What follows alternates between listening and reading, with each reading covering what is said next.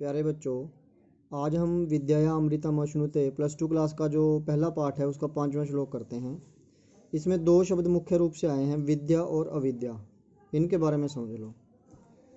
विद्या का मतलब होता है परमात्मा संबंधी ज्ञान, अध्यात्म संबंधी ज्ञान, और अविद्या का मतलब होता है सांसारिक ज्ञान या भौतिक ज्ञान या व्यवहारिक ज्ञान।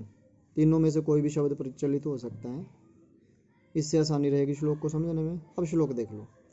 ये अविद्याम उपासते, जो मनुष्य अविद्या की उपासना करते हैं या भौतिक ज्ञान को प्राप्त करने की कोशिश करते हैं, संसार संबंधी ज्ञान को प्राप्त करने में लगे रहते हैं, अंधन तमः प्रविशन्ति, वे मनुष्य गहरे अंधकार में प्रवेश करते हैं।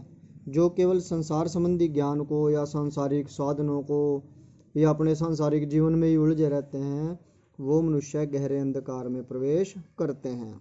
और दूसरी तरफ वे मनुष्य हैं जो विद्यायाम रता, जो केवल परमात्मा संबंधी ज्ञान में लगे रहते हैं, बस उसी को प्राप्त करने में लगे रहते हैं, वे उससे भी ज़्यादा गहरे अंधकार को प्राप्त होते हैं या गहरे अंधकार में डूबे रहते हैं। क्योंकि उनको जब भौतिक ज्ञान नहीं होगा, संसारिक साधन नहीं होंगे, सुख सुविधाएं नहीं होंगी संसार की, तो वो उनका नुकसान होगा, वो पूरी तरह से जीवन यापन नहीं उनका होगा, तो उसमें दिक्कत होगी, वो उससे भी ज़्यादा गहरे अंधकार में डूबे रहते हैं। अब अगला श्लोक।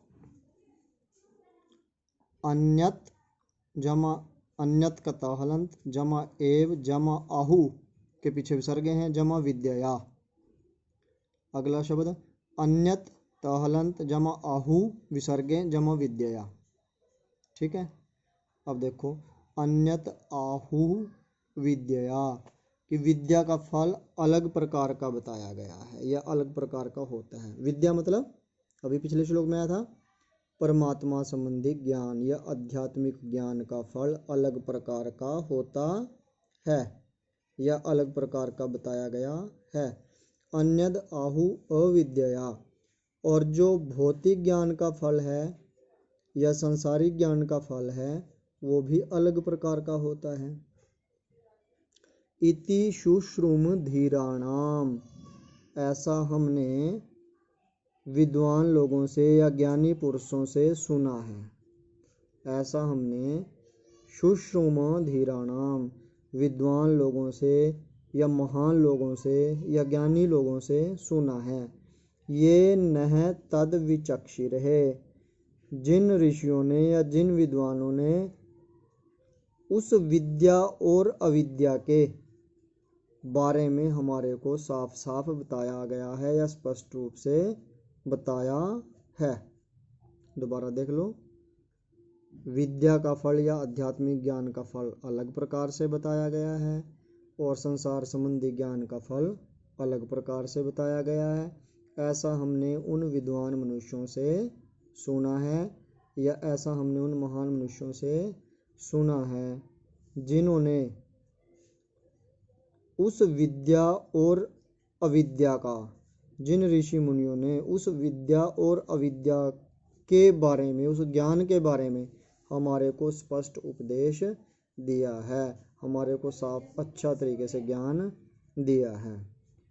अगला, विद्याम चा विद्याम च यह तद वेदो भयम सह, अविद्या मृत्युम तीर्त्वा विद्या अमृतम अश्नुते।